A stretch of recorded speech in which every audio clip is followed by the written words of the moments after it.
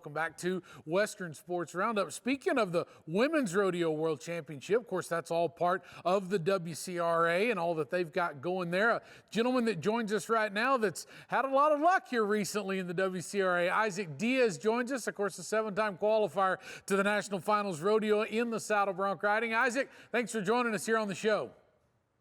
Yeah, glad to be on here. Thanks for having me. Man, absolutely. We got to get into this talk because there's kind of that little cloud up there hanging around your hat right now talking about $1 million eligibility for you. Two WCRA Major wins in a row for you. Of course, that takes us back to Fort Worth, Texas at the Cowtown event back in December where you were the champ. And now more recently, just a couple of weeks ago down in Corpus Christi, you walked away as the champion there. But what about that $1 million? Is that something that you've got on the back of your mind, or you've been doing this long enough now that, oh, that's just another bucking horse to ride? Oh, it's definitely going to be in the back of my mind. You know, I just got to kind of play it off like it's just another rodeo. I know how I function, and I'm not like some guys that feed off the attention. So I like to just kind of keep it as mellow and cool as I can, and I'll perform a little better. So I just got to kind of dumb it down, if you will. I don't blame you for that. Well, whatever works for you, that's for sure what you need to be doing. Isaac, we're going to get a chance to watch your ride from Corpus Christi, one of those rides down there. Of course, you walked away there with $15,000 in your pocket. Kind of talk us through this ride right here. You know, I was pretty confident in that ride. That horse was a lot weaker than I thought he was going to be, though. I didn't have a pick coming into the short round. I came in last. And, yeah, that's just kind of one of them deals. You just got to kind of try to make the best ride you can and see how it falls. When I got done, I really didn't think that score would hold, but somehow it ended up staying there. Isaac, I want to know about that. I actually want you to break that down a little bit more for us, because some guys, I don't care if it's you in the saddle bronc riding, the bareback riding, the bull riding, really that even goes for the timed event contestants too.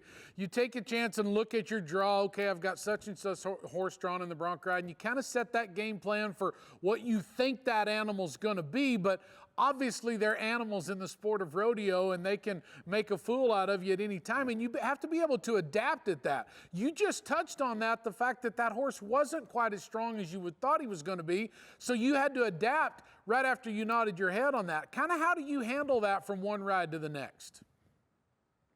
You know, you just got to do your job the same. In the bronc riding, it's all fundamentals.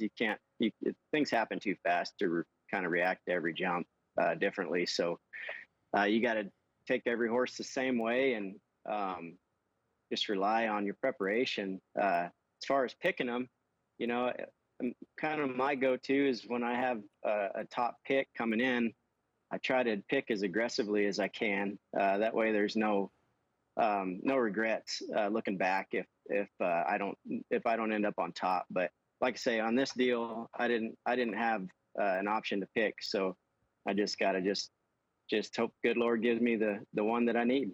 Obviously, that was the one you needed. We're going to get a chance to watch your ride from back in December as well at the Cowtown Classic at that WCRA event, which is where you were the champion as well there, too. And as we're watching this ride, I do want to know from you, Isaac, you know, what does the WCRA mean to you? Because you've won over $120,000 in earnings so far in the WCRA, now knocking on the door to maybe stand a chance to win $1 million at their next major event, which is Rodeo Carolina later on this year. But WCRA has been pretty good to you over the years, hasn't it? Yes, sir. Yeah, they pay a lot of money at all these deals, and they really do try their best to get the best horses there. I don't really know why I've had such good luck at them. The cards have fell my way, I guess. But I'm just thankful that they're doing them. It gives guys another avenue to make more money and to provide for our families. I know why you've had some luck at them. You're a dang good saddle bronc rider. That's why you've had some luck at them. Isaac, before I let you go, I do want to know one thing from you. Guys talk about, you know, whether it's their workout regimen at home or what they do to, you know, be able to ride broncs better or whatever they do that makes them feel better. You and your wife, Brittany, of course, the National Finals Rodeo barrel racer, you guys have a great breeding program there, raising barrel racing horses. You break and train a lot of those, most of those yourself. Do you feel like that pretty much just like today as we catch you before this interview, every day in the saddle, riding saddle horses. Does that benefit you in your bronc riding career as well?